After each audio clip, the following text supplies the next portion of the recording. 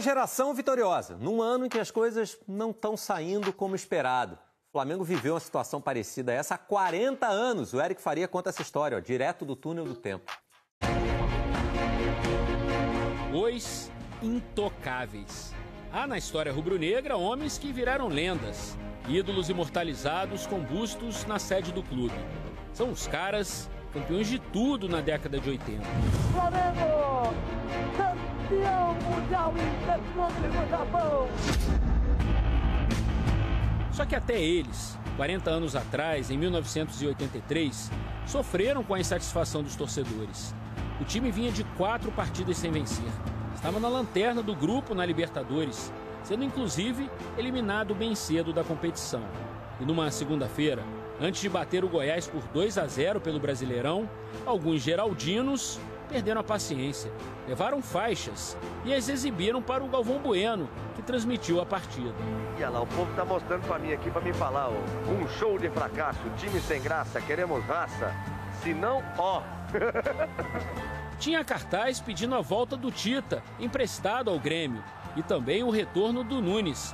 O artilheiro das decisões estava no Botafogo.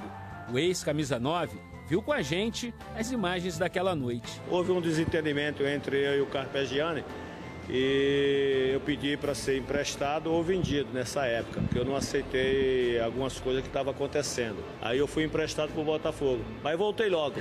O bicho pegou. O Maestro Júnior virou Júnior Bailarino. E o grande Adílio foi chamado de pipoqueiro. Pipoqueiro nunca. Adílio vive o Flamengo. Atualmente lidera o time de veteranos. Conhece essas cobranças. Tem aquele dia, né? Aquele dia que os caras estão aborrecidos com a gente, né? Mas é só a gente ter uma paciência, tranquilidade, né? E aí botamos a bola mais um pouquinho no chão, aí começamos tudo de novo, né? Bom, depois dos protestos e da vitória sobre o Goiás, o Flamengo, após uma semana, voltou ao Maracanã para enfrentar o Corinthians. E o resultado certamente acalmou os ânimos naquela época. Uma goleada por 5-1. 91 mil torcedores viram um baile na tarde de estreia de Carlos Alberto Torres como técnico. Era a primeira vez que o capitão do Tri dirigia uma equipe.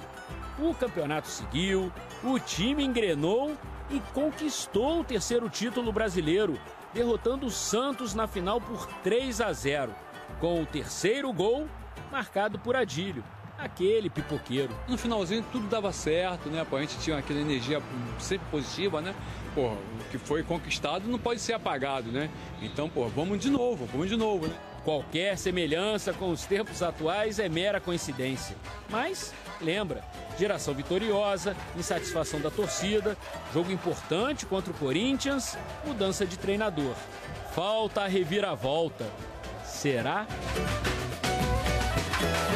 Agora em São Paulo, Corinthians e Flamengo. Corinthians e Flamengo, jogo que vai chamar a atenção para valer. E vai acontecer o quê? A gente estava conversando nisso aqui nos bastidores. Corinthians sob nova direção com o professor Mano Menezes e o Flamengo esperando, pelo menos é o que todo mundo diz, para anunciar oficialmente o seu novo comandante, o professor Tite. Dizem para que ele não faça a sua estreia exatamente contra o Corinthians. Ele é um personagem tão importante na história do Corinthians. Bruno, vai acontecer o quê? Bruno Prado. A Vanderlei, os dois estão mal, né? Os dois times em uma situação ruim, jogando mal, mas o Flamengo é melhor. Então eu vou mais no Flamengo porque tem mais qualidade. No Campeonato Brasileiro está bem melhor, né? Porque esperava-se muita coisa do Flamengo pelos últimos anos. Mas se olhar a tabela do Brasileiro, em relação ao Corinthians, há uma distância bem grande do Flamengo para o Corinthians. O Flamengo, com o Botafogo caindo um pouquinho, ele pode até sonhar em, quem sabe, ainda chegar a ele, o Palmeiras, o Grêmio, o Bragantino. Enfim, ele está nesse bolo. E o Corinthians está lá embaixo brigando para não cair. Então, para mim, o Flamengo, mesmo fazendo um ano ruim, jogando mal a maioria dos seus jogos, é favorito, porque o Corinthians também joga mal. a maioria dos seus jogos e o Flamengo tem jogadores melhores que o Corinthians. Chegou algumas horas o professor Mano Menezes, né? Claro, ele conhece a casa, muitos dos personagens do Corinthians de hoje estão lá desde quando ele passou por lá. A gente sabe de tudo isso. É um técnico experiente, né? Tem décadas aí como treinador, tem muita coisa que ele tem para fazer no Corinthians, mas é muito pouco tempo.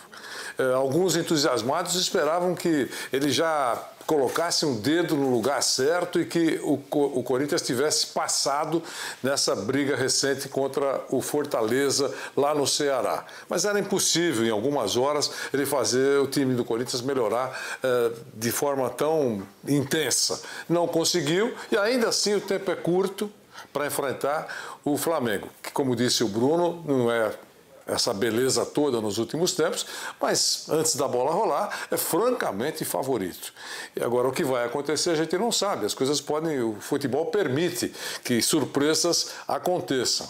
O Corinthians agora tem que colocar a mão para o céu e fugir da zona da confusão, porque já há contato visual com a zona do rebaixamento. Esse é o grande pavor, é o grande temor, imagino, da torcida do Corinthians, né, Bruno? Sim, e o Corinthians está desde o início do campeonato na parte de baixo. Ele já chegou a ficar dentro da zona de rebaixamento, saiu, mas nunca distanciou, né? Ele está sempre ali perto. Então, não dá para o Corinthians vacilar no Brasileiro. Ele está hoje, a briga hoje do Corinthians é contra o rebaixamento. Tem uma sequência difícil, conseguiu vencer o Botafogo, quando começou essa sequência mais difícil, ele teve a vitória com o Botafogo, mas ele perdeu para o Fortaleza também no Brasileiro, não só na Sul-Americana.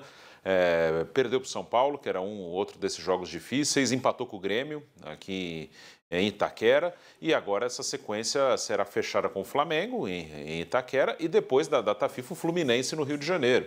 Então essa era a sequência que todo mundo falava, nossa, agora vem uma sequência que foi do Botafogo. Então o Corinthians segue ali perto da zona de rebaixamento e o objetivo é esse. Né? O Corinthians agora não tem mais a Copa Sul-Americana, que era uma possibilidade ainda de conquista. Então, restou ao Corinthians brigar para não cair no Brasileiro, que é muito pouco, mas é a realidade. Pelo que o Corinthians jogou no ano, a realidade é essa. Acho que o trabalho do professor Mano é escapar da zona do rebaixamento, ficar numa posição intermediária, se as coisas prosperarem nessas rodadas finais do Campeonato Brasileiro, encontrar um espacinho aí para uma competição internacional e pensar em 2024, com dispensas, contratações eu não sei, porque o caixa claramente não é farto, mas com dispensas e usar aquilo que puder usar. Ele olha para o banco hoje, acabou de chegar, mas ele olha para o banco hoje e chora. Não tem muitas alternativas para melhorar. Vai treinar, imagina o posicionamento, dar uma ajeitada na defesa. A criação não deve mudar muito, porque não tem nenhum jogador cerebral no Corinthians, exceção feita ao Renato Augusto, mas ele também tem problemas físicos, não está jogando bem com sequência. Então o Corinthians tem seríssimos problemas e tem uma vida intensa e turbulenta no campo político. Dentro de algumas semanas nós teremos eleições no Corinthians, com duas candidaturas, a da situação e da oposição. A da oposição já mandou um recado dizendo que esse não é o técnico dos meus sonhos. Se ganhar o opositor, como é que vai fazer? Tem um contrato até 2025 que deve ter uma multa de cerca de 10 milhões de reais, dizem que é mais ou menos isso. De acordo com o tempo de contrato que ainda resta, pode dar algo em torno disso, se ele sair no início do ano, por exemplo. Se a oposição ganha em janeiro, por exemplo, eu não quero esse técnico, alguém vai ter que pagar 10 milhões para o professor Mano Menezes, que não deve estar muito preocupado. O candidato da situação, se dentro de 3 meses de 2024 o futebol não prosperar, se ele quiser mudar, também vai ter que pagar a multa. Essa contratação, há algumas semanas de um pleito eleitoral, não me pareceu muito correta. De qualquer maneira, o Corinthians fez isso, é mais uma lambança e o caixa do Corinthians e a instituição sofrem com isso. Salve nação, esse aqui foi o nosso vídeo, né, falando aí sobre a equipe do Flamengo. O Flamengo que já está montado, né, para jogar contra a equipe do Corinthians logo mais. Então vamos passar aqui a notícia, né? O Mário Jorge arma um meio de campo com a volta do Arrascaeta e Everton Ribeiro e também testou aí o Everton Cebolinha, né? Então a boa notícia aqui já é falando sobre a volta do Arrascaeta, ele que vai poder jogar contra a equipe do Corinthians. Passando a informação, o Flamengo enfrenta o Corinthians neste sábado, às 21 horas, né? Horário de Brasília, na Neoquímica Arena, pela 26ª rodada do Campeonato Brasileiro. Então, a equipe do Flamengo vem com os seguintes jogadores.